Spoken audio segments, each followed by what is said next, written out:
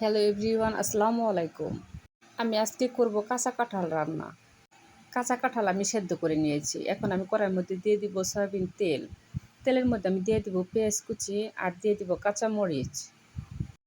পেঁয়াজ কাঁচামরিচ তেলের মধ্যে ভেজে নিয়ে এখন আমি দিয়ে দিব 2টা তেজপাতা আর দিয়ে দিব সাদা এলাচ। সাদা এলাচের মুখ চিড়ে দিব যেন সুন্দর একটা সুঘ্রাণ বের হয় তার জন্য।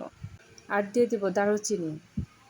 এখন আমি মশলা তেলের মধ্যে ভেজে নিয়ে এখন দিয়ে দিব আদা বাটা, রসুন বাটা আর পেঁয়াজ বাটা।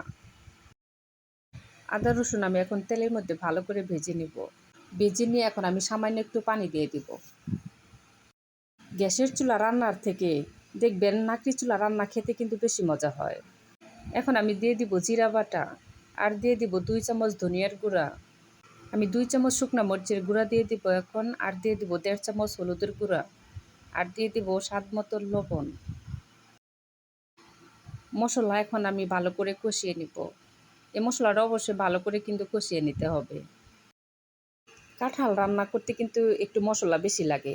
মশলা কম হলে দেখা গেছে যে খেতে তেমন একটা ভালো লাগবে না। তাই সবসময় মশলা একটু বেশি করে দিয়ে কাঁঠাল রান্না করবেন, দেখবেন খেতে অনেক মজা হবে।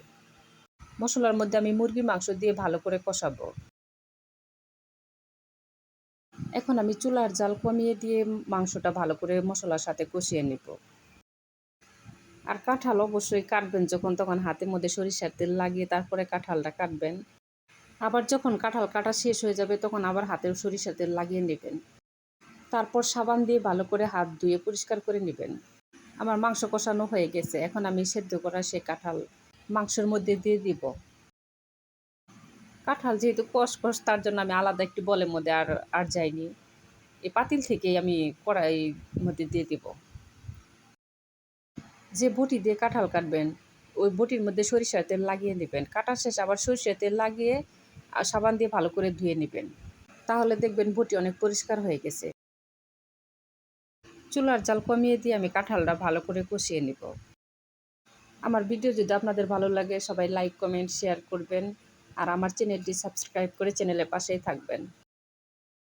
কাঁঠাল আমার কষানো হয়ে গেছে। এখন আমি দিয়ে দিব পরিমাণ মতো পানি।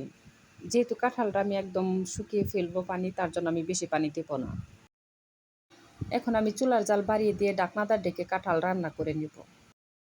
কাঁঠাল আবার মাঝে মাঝে নেড়ে দিতে হবে যেন আবার নিচের লেগে না ধরে। নিচে পুড়ে গেলে দেখা গেছে কাঁঠালের যে স্বাদটা সেই স্বাদটা আর থাকবে না। জিরা আমি ভেজে বেটে তারপরে দিয়েছি, তাই আমি উপরে আর কোনো ভাজা জিরার গুঁড়া দেব না। আপনারা চাইলে উপরে ভাজা জিরার গুঁড়া দিতেও পারেন। আমার ভিডিও দেখার জন্য সবাইকে ধন্যবাদ। সবাই ভালো থাকবেন। আল্লাহ হাফেজ।